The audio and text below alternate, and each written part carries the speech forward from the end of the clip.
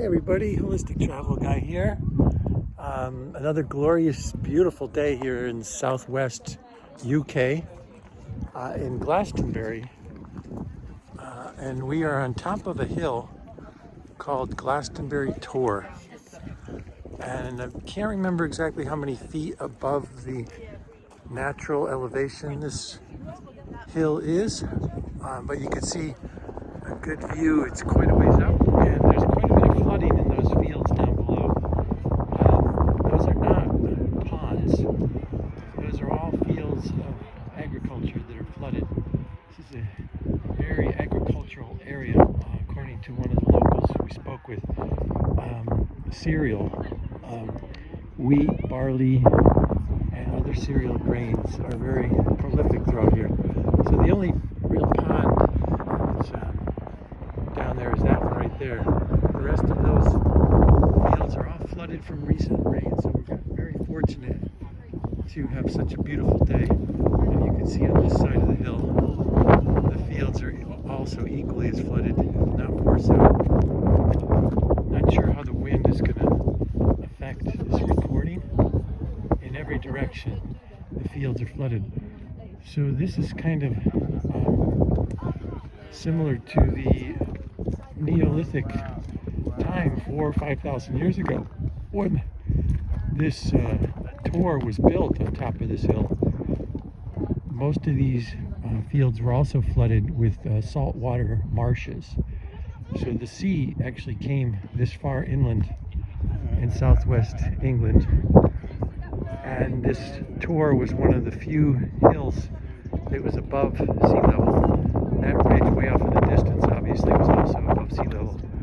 And this hill was also heavily forested back then. There were trees all over the sides of this hill, and now it's just grass. And there's the tor itself. It's the only remaining structure of once was a much larger church up here on the hill. It's a ancient structure dating back to somewhere around the 12th century AD, and the other part of the church stood just on this level area where I just was standing. Didn't see what that marker was all about. There were many people standing on it, so we'll get back there later to check out the marker. I think it might have been just the directions. So you can actually go inside the tor, and we're going to do that right now. And there's a couple of stone benches here. There's a plaque, tells you a little bit about the history.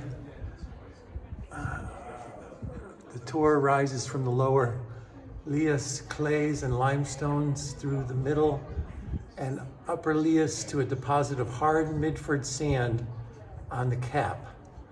521 feet high, known locally as Tor Burr. This is more resistant to erosion than the lower levels, making the slope steep and unstable. So there you go. I'll record the whole plaque so that you can read it if you want to hit pause.